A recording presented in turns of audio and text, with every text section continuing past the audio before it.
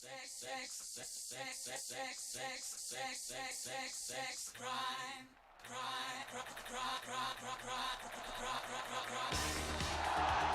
world we are preparing, Winston, is a constant victory, a constant triumph.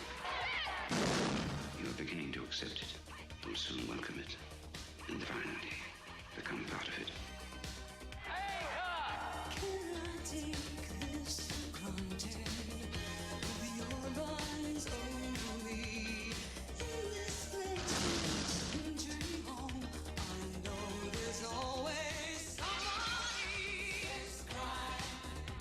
In 1949, George Orwell had a vision of the future.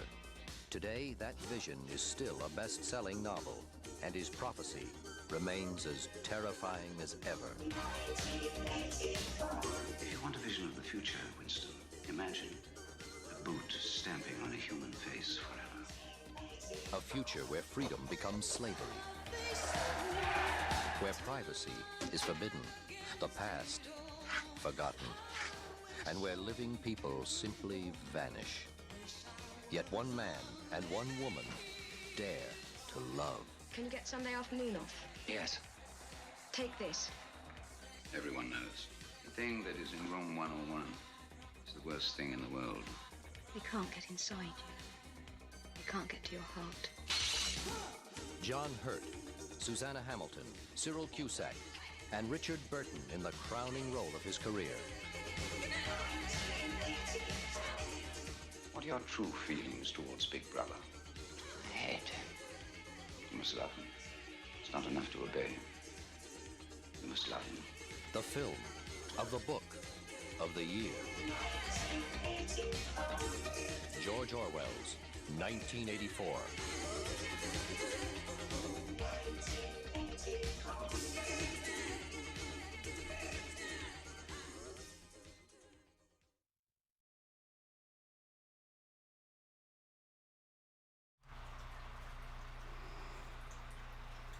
Hello, friends. Can you hear me? Can I please get a 5x5? Hi, AP, Disco Daphne. How's it going? Good, I hope. I have had one heck of a day, let me tell you. But that is okay. It's so beautiful to be able to come here and just forget about everything that's going on in the real world and just be with people who love me and appreciate me for who I am. Yeah, because it's been a rough day, let me tell you. And, you know, I'm also super thankful that I'm just so thankful that I have you guys. I'm just so thankful. Even on a Saturday night, I wasn't even planning on, thanks Sergeant Sparky, wasn't even planning on coming in to read tonight. I think my schedule is going to be Sunday, Monday, Tuesday. You know, leaving a couple of days for me just to not do anything, and I wasn't even going to come in tonight, but I'm like, you know what, I've had such a shitty day that I need to talk to my people. So here I am, and I am excited to be here with you guys. How was your day? How was your Saturday? Everyone good? And good, I hope. I hope. So, question, kind of like a poll question here. So, pretend you were, I don't know, like 38. I'm 38. And pretend you were starting your life over again, education-wise and career-wise, and pretend that you, you knew everything now that you know now, right? So everything that we've been through since you've been red-pilled, you know now. And you want to put that to use, right? But you also want to earn somewhat of a good living, or earn, you know, a good living, and be able to support your 3 kids on your own, right? So, okay, so let's pretend you're me, guys. That's really what it boils down to. I'm going back to school. Period. I've decided I'm going back to school. So I've been accepted into 2 programs. The first one is paralegal, and the second one is journalism. If you guys were me, what would you choose? What does our movement need more right now? And yeah, because I'm good at both. I can be good at both. I can be better at both. Like, I can be good at both. But what does our movement need more right now? Because I thought lawyer, which I'm more than capable of doing, but I really don't have the time to spend that much time in school. So paralegal is a bit, it's obviously a lower degree than a law degree, but it's still a degree at that, and it's still needed. Journalism is definitely needed because we have no true anything in the world anymore. No true media, no true news in the world anymore. So I have a feeling that within the next couple of years, there's going to be a need for more patriot journalists, like real journalists. So anyways, just put it out there. What would you guys do? Would you do paralegal or journalism? Okay, so what else is happening? Good. Disco Daphne's good. Hello, Disco Daphne, my pretty lady. And AP, how's it going? Hope everybody is really okay. It's a hard decision, says always in Texas, right? Yeah, I'm having a hard decision. And I know that God will give me the answer. I know that he will, and I've asked him to, and I know that I know that he will. Both programs are at the exact same. So I've been accepted. I applied to 3 different colleges within the area here, right? All 3 of them accepted me for those programs. I also applied for just a bachelor's. So I applied to one university for a bachelor's of arts and science. So and I got approved for that as well, but I have to do a bunch of prerequisite courses prior to that. But yeah, it's a tough decision because the one college that's the closest to me approved me for journalism and paralegal. It's close to home. It's close to home. And yeah, it's literally down to the 2 courses. It's the same amount of transportation, it's the same amount of time. Both of those courses are being held for the first semester, at least distance learning anyways, because I'm in Ontario and everything is still closed, and it'll be even more closed soon. So I don't know. Let's see. Disco Daphne says paralegal because the legal jargon is helpful. Very true. But anyone can call themselves a journalist. Ask the Emma. Yeah, that's true too. Right? And that's kind of what I was thinking too. Like in regards to job prospects, am I going to be better off? And then keeping in mind that I do really want to, once my older kids are older, I mean, Emily's my oldest. She's going to be in university, 11, 12, within the next 3 years, right? So as soon as they're gone off to school, I plan on moving. I want to get the hell out of here if we're even still here. I need to get the hell out of Ontario. So whether that means going to Alberta in the event that it's still open at that time, right? Or whether that means coming down south to you guys. I want to have something that's transferable for America. And I know I'll probably have to redo an exam. Actually, I know for sure I'll have to redo an exam if I move to, say, Florida. There's a paralegal bar exam that I would have to pass, which isn't a problem. But yeah, so I don't know. Paralegal is probably more important with book learning. I agree always in Texas, right? Because going back to that journalism, I think it'd be harder to find a job in journalism, especially if I'm speaking the truth. Although, again, where are we going to be in the next 2 years? So, I don't know. If you all want to pray for me and help me discern what God is trying to tell me in that would be amazing. Because I could really use it. All right, so let's jump in. Who in the audience is caught up? So who has watched the chapter 1 video, or who was with me live to listen to the chapter 1 video? I sadly only... Oh, hey, Scorp Brat. High school guidance counselor, get a BA?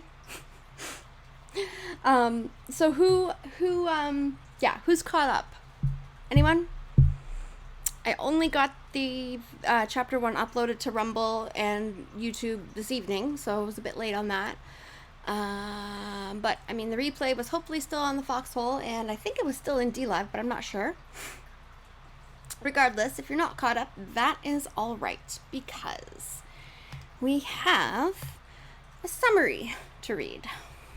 If you want to join me, moving to Florida is cost prohibitive now that everyone has moved there. Yeah, I heard that. I guess Wolk was talking about that, and he said, you know, the time to move was 7 to 8 months ago. And I don't necessarily mean, Florida.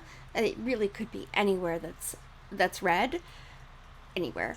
I don't give a shit.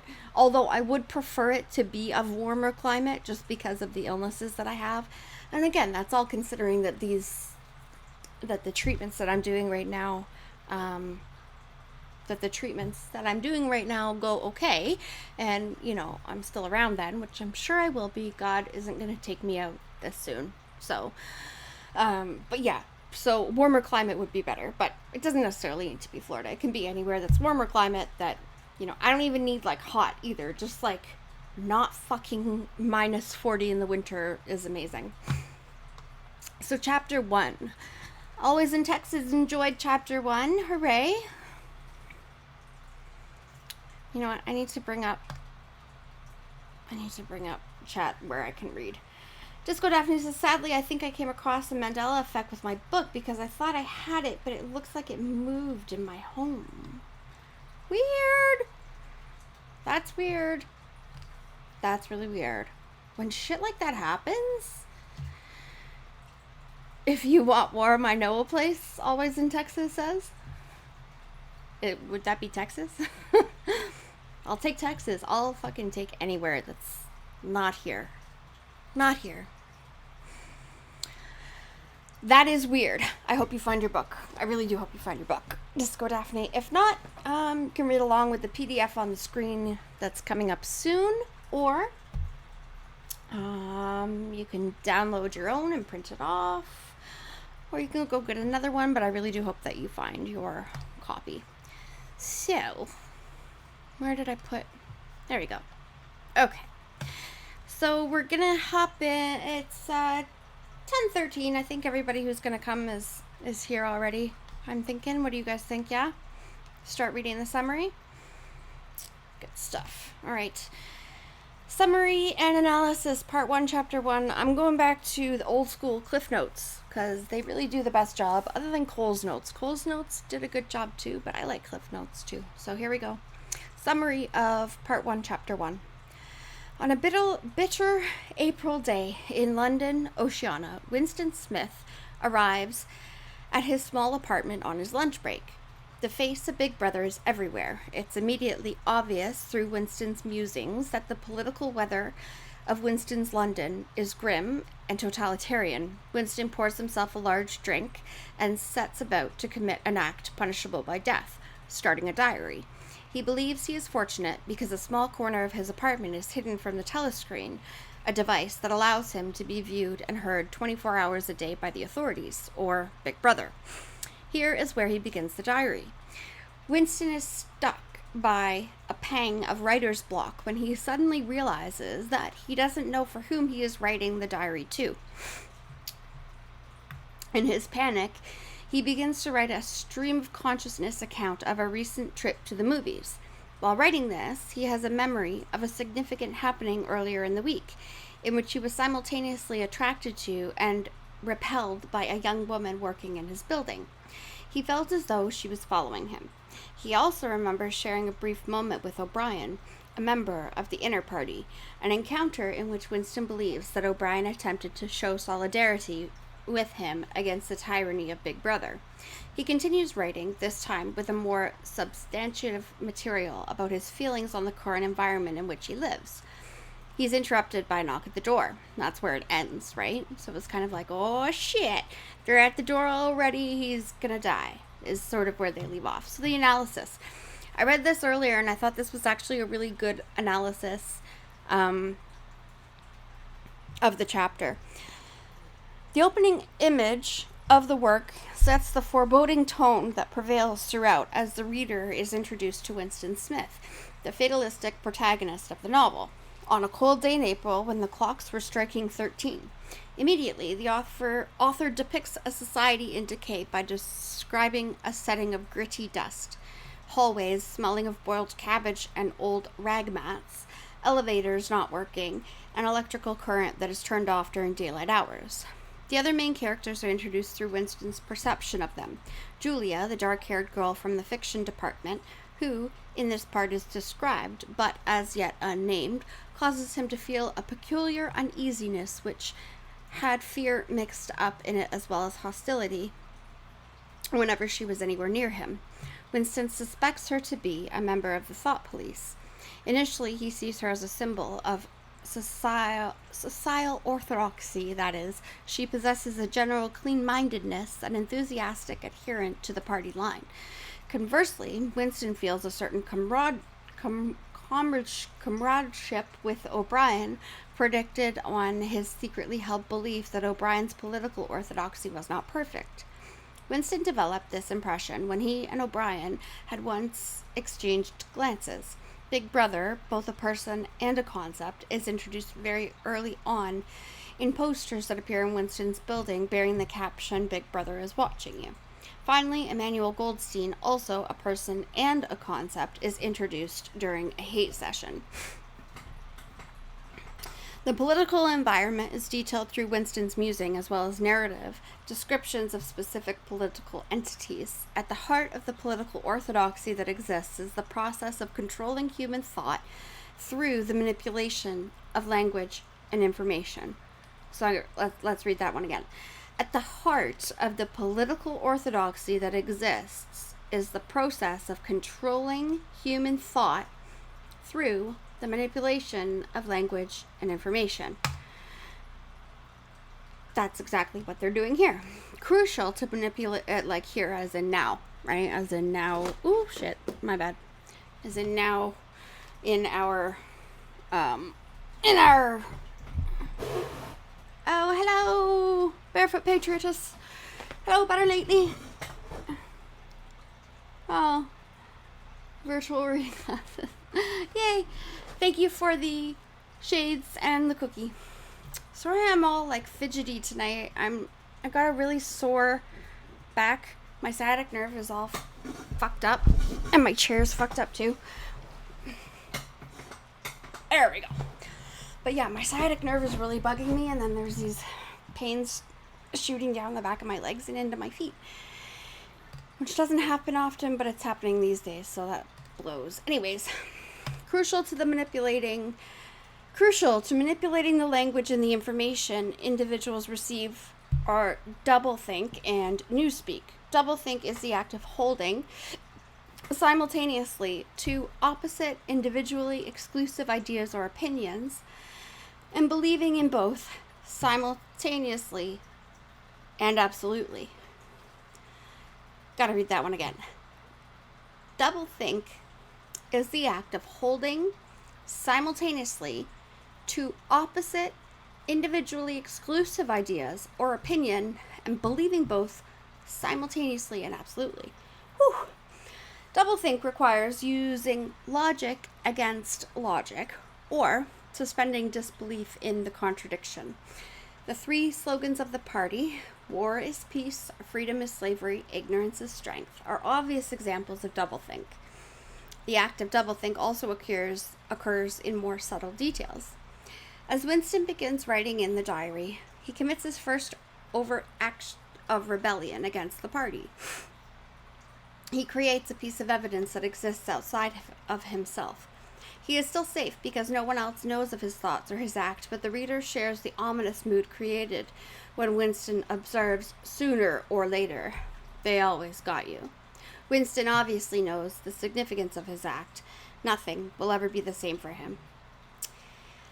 first chapter introduces the reader to a host of significant issues and images that become motifs that set the mood for and recur throughout the novel. The reader is not so subtly drawn into a world of constant duplicity, manipulation, and surveillance. The name of Winston's apartment, Victory Mansions, for example, creates a particular mental image for the reader that is immediately contradicted by Orwell's observation that, quote, the hallway smelt of boiled cabbage and old rags. The lift seldom works and the electricity is cut off during the daylight hours. Hardly a description one imagines of a structure with such an exalted name. True. When you say Victory Mansions, you don't necessarily think, you think of a clean place that doesn't smell like cabbage. Big Brother, whose countenance purposely mirrors Stalin, and his pseudo-omnipresence are introduced to the reader in the posters and on the telescreen. Although he never appears in person, Big Brother is the dictator of record in Oceania, and the posters carry the caption, Big Brother is watching you, enhancing the menacing feeling of an evil environment. Orwell alerts the reader's senses of anticipation and dread in his depiction of the bureaucracy and political structure of Oceania, the Ministry of Truth, which rewrites history to suit the occasion, the Ministry of Peace, which functions to wage war, the Ministry of Love, which maintains law and order, and is the really frightening one, and the Ministry of Plenty, coupled with the thought police, 2-minute hate sessions, and antithetical national slogans, war is peace, freedom is slavery, and ignorance is strength. We don't really need the glossary for chapter 1. Oh my goodness. Excuse me. I thought this was a really great overview of chapter 1. I read as well that how Orwell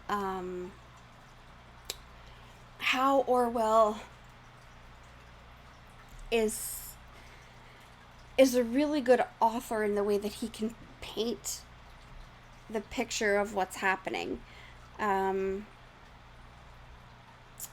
Speaking of painting the picture of what's happening, like what I'm trying to say is I can see in my mind very well, based on how Orwell described everything, I can see what I think everything looks like. When I played the opener with the trailer for 1984, did that work, by the way? I didn't ask. I forgot to ask if that worked. Because I didn't check it. Okay. Better lately, I said this already. Thank you so much for the shades. Virtual reading glasses. Thank you for doing this, Jen. Love you. Love you more. Better lately. Always in Texas. Gifted a cookie. Dollfan72. Fox hopping. Stop to say hello. Barefoot Patricious. Hey, Jen. Hey, girls. And Dollfan72. Dollfan72 says, had to read that twice, but always a pleasure. As long as you can still freely swear, you're healthy. Yeah. All right. So, chapter 1 was really good. Yeah. But so the question, I guess, was, did the opening video work? I'll check in on that later. But the way that they did that trailer, and I have never watched the movie. I think there's a couple versions of the movie. I've never watched any of them. Have you guys? I don't know. Maybe we could. I'll have to run it by methods, but maybe we could read the movie. Read the movie? Fuck. I'm tired. Maybe we could watch the movie at some point. Don't know if we're allowed to do that, but I'll find out. And but right, so the way he's describing it, to me, it doesn't match up with what the movie depicted of Orwell's description at all, which is why I think so many times that the book is so much better than the movie for the majority of the cases. You guys ready to start chapter 2? Everybody all comfortable? Oh boy.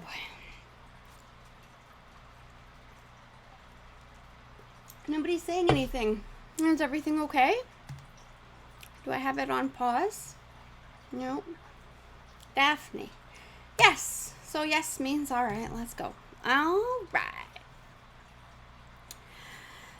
Now, where did I put chapter 2? There it is. See if you can see it. Yep, you can see it. All right. So remember, the end of chapter 1 is like, shit, there's a knock at the door and he's writing and he thinks he's going to be extinguished, right? Okay. Chapter 2.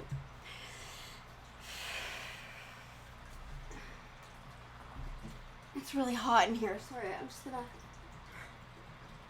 Let me know if that's too loud, and if it's too loud, I will turn it off. But for now, oh my gosh, no way, Tron and On just followed me on DLive. Hey Tron, if you're there, that's an honor. That's so exciting. Yeah, so just let me know if that's too loud, because I'm sweating. If it's too loud, I'll turn it off. Let me just bring up the chat on my phone so I can actually tell if it's too loud. Or if y'all are telling me that it's too loud.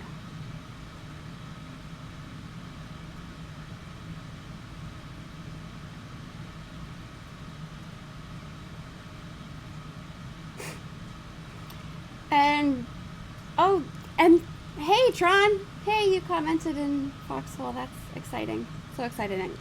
Barefoot Patriots. Jen, if you're buffering in Foxhole, I wish I had the bunker for you to hop into, but I don't. So you can hop on DLive and then hopefully it won't buffer for you there.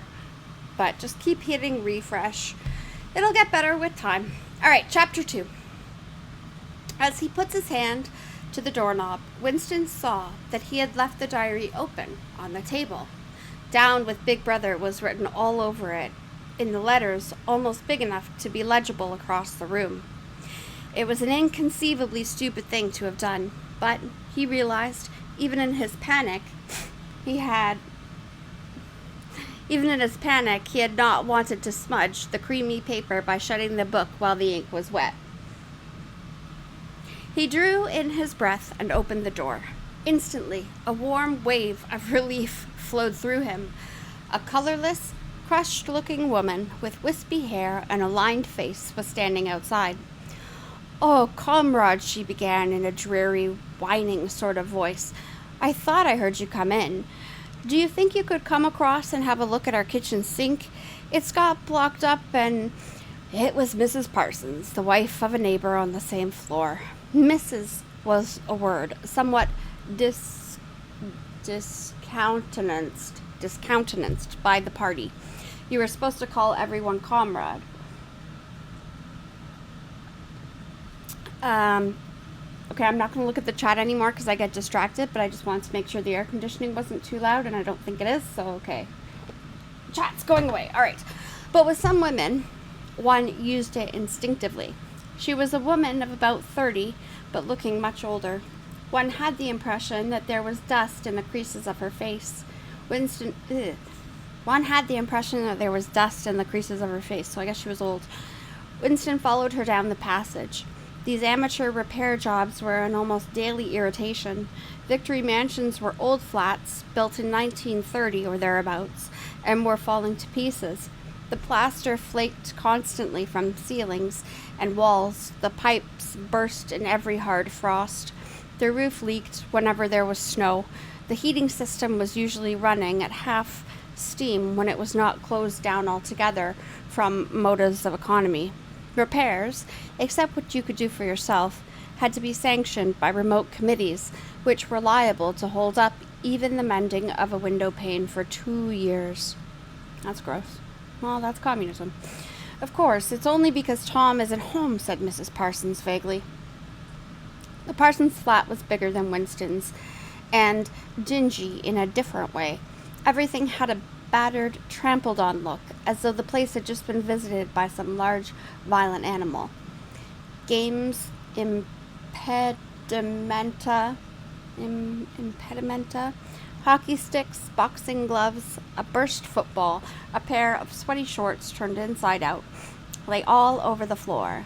and on the table there was a litter of dirty dishes and dog-eared exercise books. On the walls were scarlet banners of the Youth League and the Spies, and a full-size poster of Big Brother. There was the usual boiled cabbage smell, common to the whole building, but it was shot through by a sharper reek of sweat, which, one knew this at the first sniff, though it was hard to say how, was the sweat of some person not present at that moment. In another room, someone with a comb and a piece of toilet paper was trying to keep tune with the military music which was still issuing from the telescreen. "It's the children," said Mrs. Parsons, casting a half-apprehensive glance at the door. "They haven't been out today, and of course," she had a habit of breaking off her sentences in the middle. The kitchen sink was full nearly to the brim with filthy greenish water, which smelt worse than ever of cabbage. Winston knelt down and examined the angle joint of the pipe. He hated using his hands, and he hated bending down, which was always liable to start him coughing. Mrs. Parsons looked on helplessly. "Of course, if Tom was home, he'd put it right in a moment," she said. "He loves anything like that. He's ever so good with his hands, Tom is."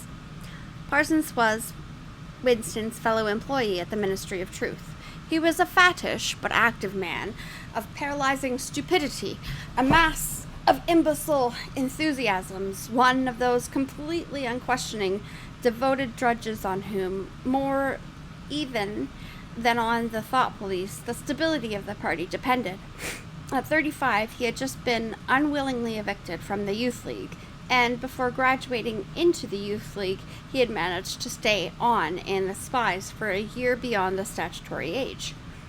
At the ministry, he was employed in some subordinate post for which intelligence was not required, but on the other hand, he was a leading figure on the sports committee, and all the other committees engaged in organizing community hikes, spontaneous demonstrations, savings campaigns, and voluntary activities generally. He would inform you with quiet pride between whiffs of his pipe that he had put in an appearance at the community center every evening for the past 4 years. An overpowering smell of sweat, a sort of unconscious testimony to the strenuousness of his life, followed him about wherever he went, and even remained behind him after he had gone. That's fucking gross. "Have you got a spanner?" said Winston, fiddling with the nut on the angle joint. "A spanner," said Mrs. Parsons, immediately becoming invertebrate. I don't know, I'm sure. Perhaps the children." There was a trampling of boots and another blast on the comb as the children charged into the living room. Mrs. Parsons brought the spanner. Winston let out the water and disgustedly removed the clot of human hair that had blocked up the pipe. He cleaned his fingers as best he could in the cold water from the tap and went back into the other room. "Up with your hands!" yelled a savage voice. A handsome, tough-looking boy of 9 had popped up from behind the table and was menacing him with a toy automatic pistol, while his small sister, about 2 years younger, made the same gesture with a fragment of wood. Both of them were dressed in the blue shorts, gray shirts, and red neckerchiefs, which were the uniform of the Spies. So the kids are the Spies. And the brother here is 9, and the sister is 2 years younger, making them 7, and they're Spies. Winston raised his hands above his head, but with an uneasy feeling, so vicious was the boy's demeanor that it was not altogether a game. "You're a traitor," yelled the boy. "You're a thought criminal. You're a Eurasian spy. I'll shoot you. I'll vaporize you. I'll send you to the salt mines." Suddenly, they were both leaping round him, shouting "Traitor!" and "Thought criminal!" the little girl imitating her brother in every moment. It was somehow slightly frightening, like the gamboling of tiger cubs, which will soon grow up into man-eaters. There was a sort of calculating ferocity in the boy's eye, a quite evident desire to hit or kick Winston, and a consciousness of being very nearly big enough to do so. It was a good job it was not a real pistol he was holding, Winston thought. Mrs. Parsons' eyes flitted nervously from Winston to the children and back again. In the better light of the living room, he noticed with interest that there actually was dust in the creases of her face. "They do get so noisy," she said. "They're disappointed because they couldn't go to see the hanging. That's what it is. I'm too busy to take them, and Tom won't be back from work in time." "Why can't we go and see the hanging?" roared the boy in his huge voice. "We want to see the hanging! We want to see the hanging!" chanted the little girl, still capering around. Some Eurasian prisoners guilty of war crimes were to be hanged in the park that evening, Winston remembered. This happened about once a month and was a popular spectacle. Children always clamored to be taken to see it. He took his leave of Mrs. Parsons and made for the door. But he had not gone 6 steps down the passage when something hit the back of his head, an agonizingly painful blow. It was as though a red-hot wire had been jabbed into him.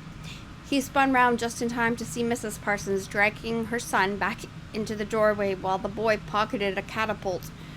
"Goldstein!" bellowed the boy as the door closed on him.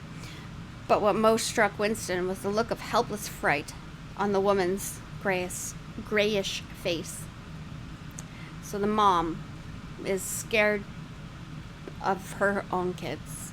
And I don't blame her at that point. Back in the flat, he stepped quickly past the telescreen and sat down at the table again, still rubbing his neck. The music from the telescreen had stopped. Instead, a clipped military voice was reading out with a sort of brutal relish a description of the armaments of the new floating fortress which had just been anchored between Iceland and the Faroe Islands. With those children, he thought, that wretched woman must lead a life of terror. Another year, 2 years, and they would be watching her night and day for symptoms of unorthodoxy. Nearly all children nowadays were horrible. What was worst of all was that by means of such organization as the spies, they were systematically turned into ungovernable little savages, and yet this produced in them no tendency whatsoever to rebel against the discipline of the party. On the contrary, they adored the party and everything connected with it. The songs, the processions, the banners, the hiking, the drilling with dummy rifles, the yelling of slogans, the worship of Big Brother. It was all sort of glorious. It was all sort of a glorious game to them. All of their ferocity was turned outwards against the enemies of the state, against foreigners, traitors, saboteurs, thought criminals. It was almost normal for people over 30 to be frightened of their own children. And with good reason, for hardly a week passed in which the Times, no way. They're calling their newspaper the Times. I wonder when the Times actually started, and whether Orwell had in whatever year he wrote this, I keep forgetting, it's 39 or 49, I think, had at Times. We should look into that. For hardly a week passed in which the Times did not carry a paragraph describing how some eavesdropping little sneak child hero, was the phrase generally used, had overheard some compromising remark and denounced its parents to the thought police. So guys, let's hang on to this thought and this paragraph for a while, so we can discuss it at the end. I'm going to forget, so I'm going to write it down. But just let's discuss later, if we have time, and if I'm still awake, how kids rat on their parents then. So in the book versus now, say something like January 6th, question mark? Okay. The string of the catapult bullet had worn off. The sting of the catapult bullet had worn off. He picked up his pen half-heartedly, wondering whether he could find something more to write in the diary. Suddenly, he began thinking of O'Brien again. Years ago, how long was it? 7 years it must be. He had dreamed that he was walking through a pitch-dark room. So he's having a dream, okay. And someone sitting to one side of him had said as he passed, "We shall meet in the place where there is no darkness." It was said very quietly, almost casually, a statement, not a command. He had walked on without pausing. What was curious was that at the time, in the dream, the words had not made much impression on him. It was only later, and by degrees, that they had seemed to take on significance. He could not now remember whether it was before or after having the dream that he had seen O'Brien for the first time, nor could he remember when he had first identified the voice as O'Brien's, but at any rate the identification existed. It was O'Brien who'd spoken to him out of the dark. Winston had never been able to feel sure. Even after this morning's flash of the eyes, it was still impossible to be sure whether O'Brien was a friend or an enemy. Nor did it even seem to matter greatly. There was a link of understanding between them, more important than affection or partisanship. "We shall meet in the place where there is no darkness," he had said. Winston did not know what it meant, only that in some way or another it would come true. The voice from the telescreen paused. A trumpet call, clear and beautiful, floated into the stagnant air. The voice continued raspingly. "Attention! Your attention, please. A news flash has this moment arrived from the Malabar front. Our forces in South India have won a glorious victory. I am authorized to say that the action we are now reporting may well bring the war within measurable distance of its end. Here is the news flash." Bad news coming, thought Winston, and sure enough, following on a gory description of the annihilation of a Eurasian army, with stupendous figures of killed and prisoners, came the announcement that, as from next week, the chocolate ration would be reduced from 30 grams to 20. Winston belched again.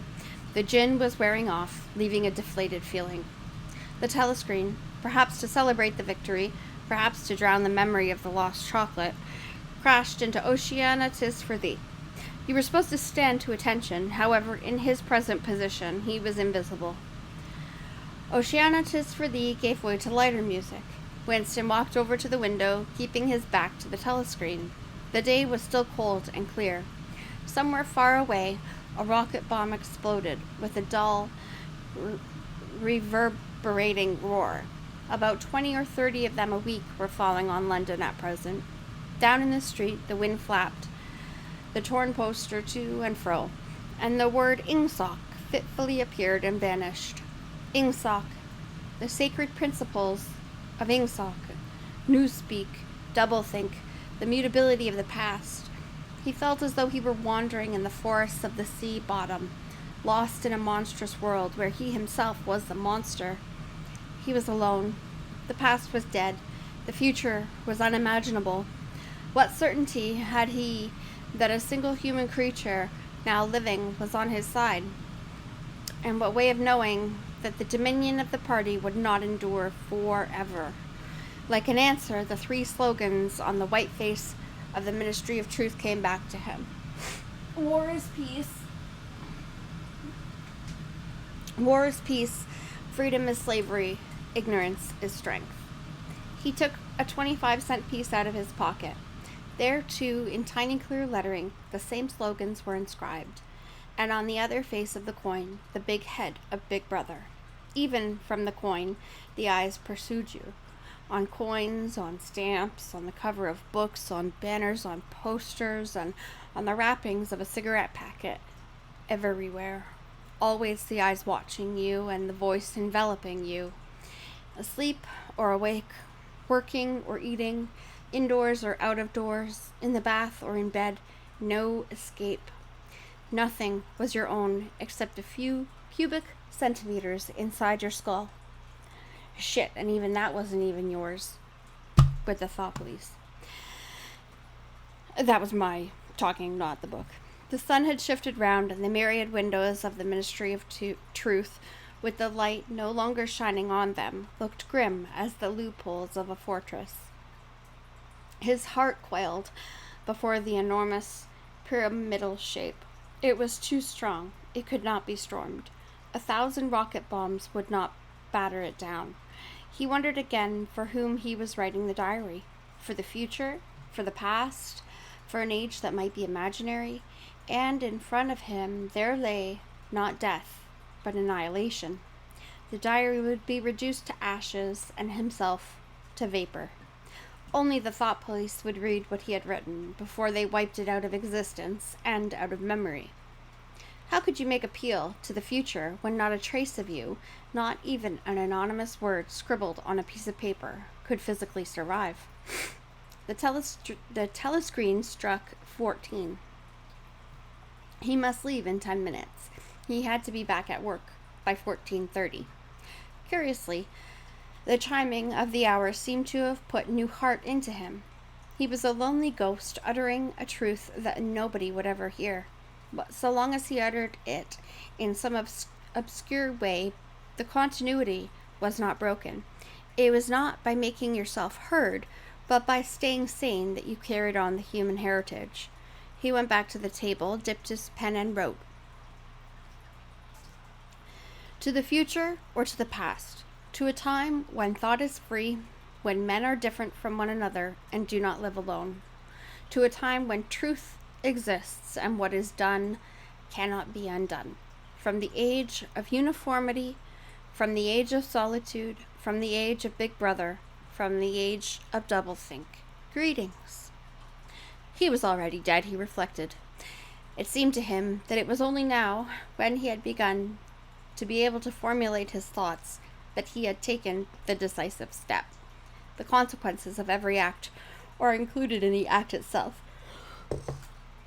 I'm sorry. He wrote, thought crime does not entail death. Thought crime is death.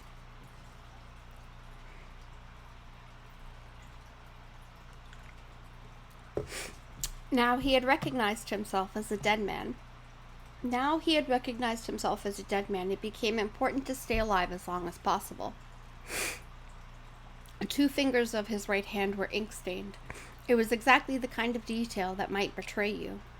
Some nosing zealot in the ministry, a woman, probably, someone like the little sandy-haired woman or the dark-haired girl from the fiction department, might start wondering why he had been writing during the lunch interval, why he had used an old-fashioned pen, what he had been writing, and then drop a hint in the appropriate quarter. He went to the bathroom and carefully scrubbed the ink away with the gritty dark brown soap for which rasped your skin like sandpaper and was therefore well adapted for this purpose. He put the diary away in the drawer. It was quite useless to think of hiding it, but he could at least make sure whether or not its existence had been discovered. A hair laid across the page ends was too obvious. With the tip of his finger, he picked up an identifiable grain of whitish dust and deposited it on the corner of the cover, where it was bound to be shaken off the book if it was moved. Ooh, that's the end of chapter 2. Wow, that went quite faster than chapter 1, no? Y'all agree? Who's with me?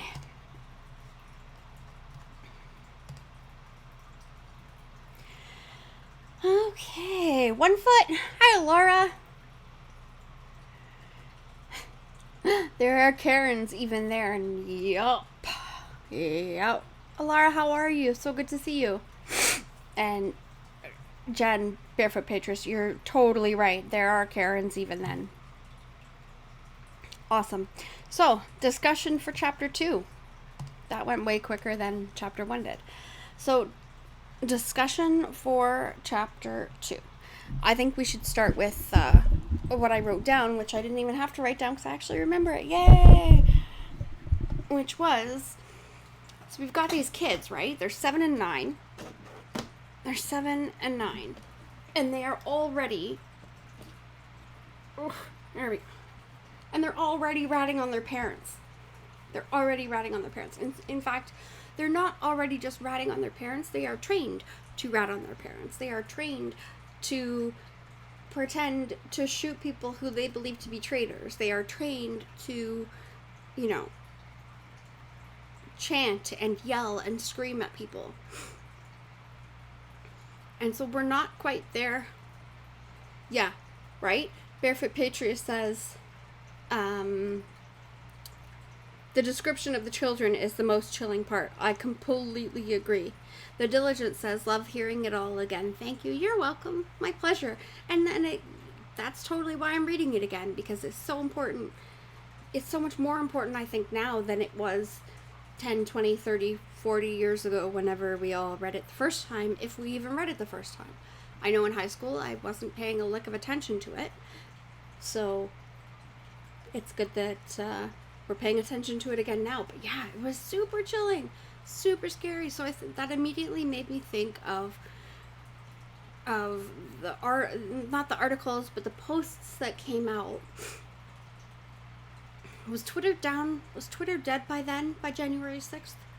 Anyways, of the recollection of stories that there were kids ratting on their parents. Oh, my mom went to the Capitol, and they're calling the FBI, and they're calling their police people, and they're saying, oh, my mom was there, my dad was there.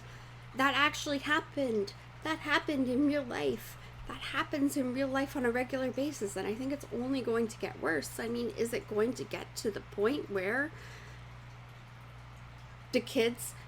It is already to the point where the kids are going to school and learning this shit. Critical race theory, for example, right? They're already going to school and being fed all of this.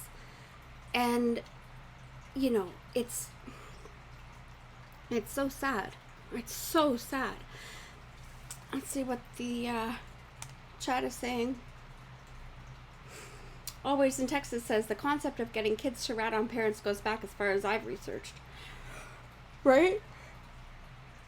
Oh goodness. It's disgusting.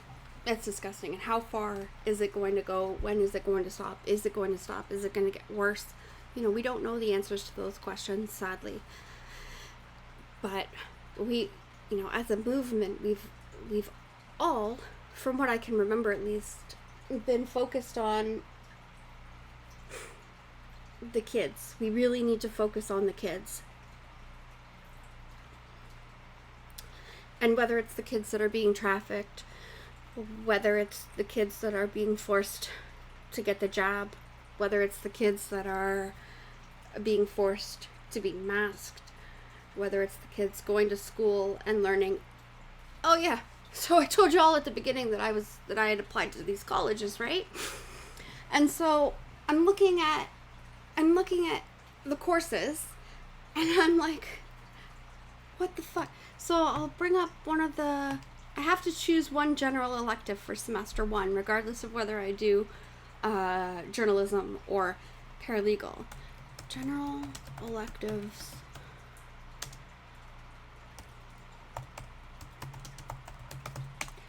And my options for general electives, the first 5 or more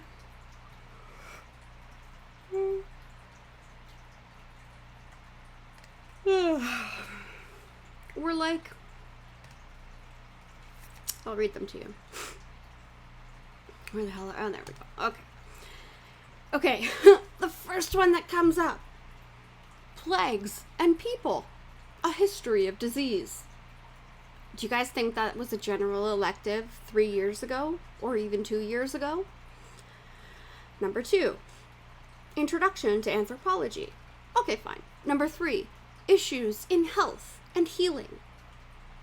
Do you think that was a general elective 2 to 3 years ago? Right? The next one, history, myth, and reality. Really? Are you fucking kidding me? History of war and society, 20th century. Art history, okay, fine. First Nations, Inuit, and Métis perspectives, okay, fine. In Canada, the Indigenous peoples are very important. I mean, they were here first, right? So I can understand putting a few general electives in about the Métis or the First Nations. The next one is impacts of the Truth and Reconciliation Commission. What does that even mean? The next one is Indigenous peoples, evolving media and artistic images. Indigenous holistic practices, Indigenous connections to the land. These are all separate courses that can be taken as general electives. First Nation languages. Resilience and reclamations. Speculative fiction. Don't know what that one is. Movies, identity and culture. This one's interesting. Introduction to globalization. Really? Introduction to government in society. Really? Human sexuality. Positive psychology. Environmental sustainability. Fuck. And then there's a couple more normal ones, like Introduction to Psych, Developmental Psych, Aging in Society. Okay, fine. Lots of people are getting old, baby boomers, whatever. Drugs, Behavior in Society. Okay, fine. Right? Cultural norms at work. Next one. Human nature, democracy, sustainability, and the fate of civilization. Then a couple normal ones. Digital thinking and innovative design, self and society. Next one. Race and ethnic dynamics. Next one. Pop culture. Next one. Intro to sociology and society, technology, and social issues. So how many did I just read off? Like, what, maybe 30, 35? And literally like fucking 80% of them are courses that I don't think were probably available 2 to 3, 4 years ago. And courses that are literally trying to brainwash our kids. Because let's be real, like, yeah, I'm going back to school as a mature student, right? I'm 38. But I swear when I was first looking at college, back when I was supposed to be looking at college, it was more like general electives were like normal, like intro to psych, intro to sociology, art, fucking cabinet making, shit like that. It was not things like plagues and people, history of disease. Like, I was looking at this and just like, it hit me like a ton of bricks. When people have been talking, people, I mean, like all the people we listen to, right? When they're talking about critical race theory and how it's like totally come into our schools and our colleges and even now our elementary schools. And when I say our, I mean American, but now I'm looking at this and realizing that it's even worse here, possibly, or at least the same here, right? It's like, what the fuck is my daughter gonna learn? What is my son gonna learn when they go off to school? What, and like I said earlier, Emily's only got like 3 years until she heads off to school, and she's torn right now. She either wants to go into interior design or law. She could easily be a lawyer. That girl can argue like there's no tomorrow, and she's more than bright enough to be able to get good marks and to pass the bar and whatnot. But like, what what kind of shit is she gonna be learning? I think that I think as parents, and if you're not a parent, if you're an aunt or an uncle, or if you're a grandparent, and if you have any interaction with children at all, I think we all need to be on our toes, and we all need to just focus 100% on these kids and making sure that we at least implant into them, first and foremostly, obviously, a belief in Jesus and an understanding of God, and the importance of having a personal relationship with Jesus Christ, and then hopefully through that, the Holy Spirit will be able to help them with their discernment. But beyond that, like, after that's all said and done, we have to be teaching them, like, flat out, like, this is wrong. This is wrong. I tried the other day, I can't remember how it got brought up, but it did get brought up with Emily somehow. Somebody was gay, and she came right out and she said, oh, you probably hate him. you would probably hate him. And I said, well, why would I probably hate him? And she said, oh, because he's gay. I'm like, just because he's gay doesn't mean I'm gonna hate the person, or lesbian, or whatever, right? I don't hate people as a rule. I mean, unless they're like Joe Biden and whatnot. But, as a rule, I don't hate people. I just don't like their behavior. And that's what we need to be teaching them. We need to be teaching them, like, right now. Just, but I couldn't believe those courses, man. Let's look at the chat for a minute. Could not believe those courses. They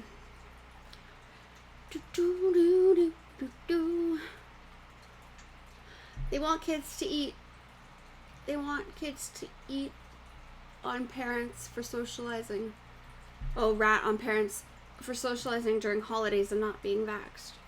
Says Always in Texas.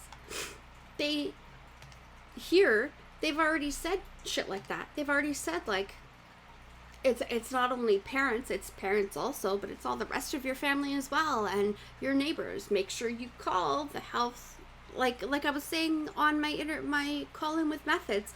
That woman was sat there on her phone calling the health department to rat on these teenage boys who weren't wearing masks. They want you ratting on everybody. I looked at, I can't remember who was showing it, maybe Woke Today was showing what Australia looks like, and it is just so sad. Oh, but it's a-coming. Yeah, it's a-coming.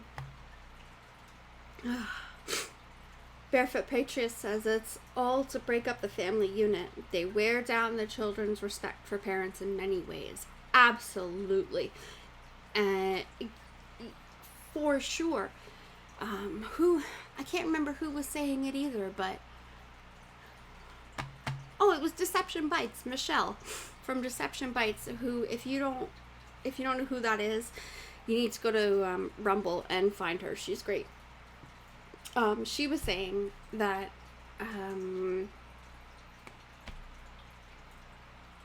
about spanking. That she was saying, I don't believe in beating your kids, but back in her day, and I don't know how old she is, she's older than I, back in her day, a good spanking was in order. And I struggle with that.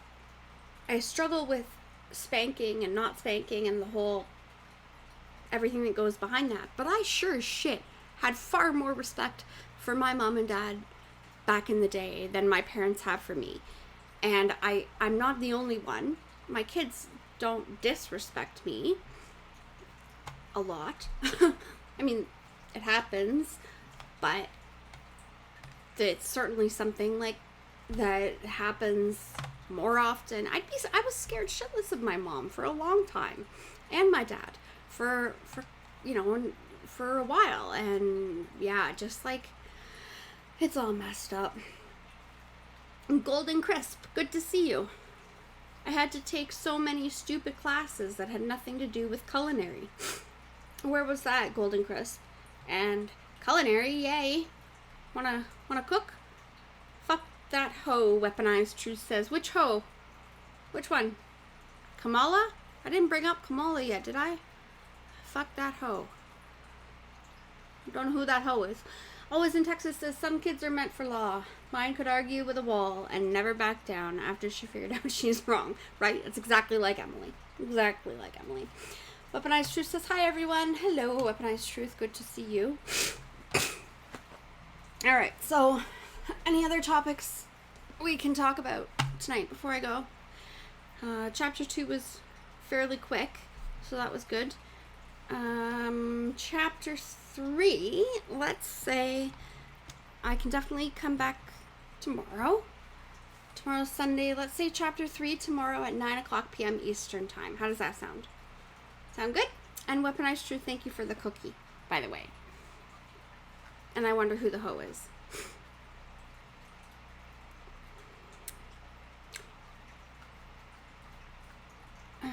Golden Crisp says I deserved every spanking I got, lol. True story, so did I. So did I. And although I'm not necessarily a fan of beating, or hurting kids, even spanking, like, again, I'm torn. I really don't know I didn't spank my kids. I don't plan on spanking Lillian, but I don't necessarily know whether I disagree with spanking or not at this point. But like, holy crap, when I got spanked, you better well believe I never did that shit ever again. Ever again. Ever. Like, to this day. I remember the one really, really, really bad spanking I got, and I have not even thought about doing that same action ever again. Not a chance. So, it was so good to see you guys tonight. It was so good to come on. I'm exhausted, but I'm really glad that I came on to talk with you all.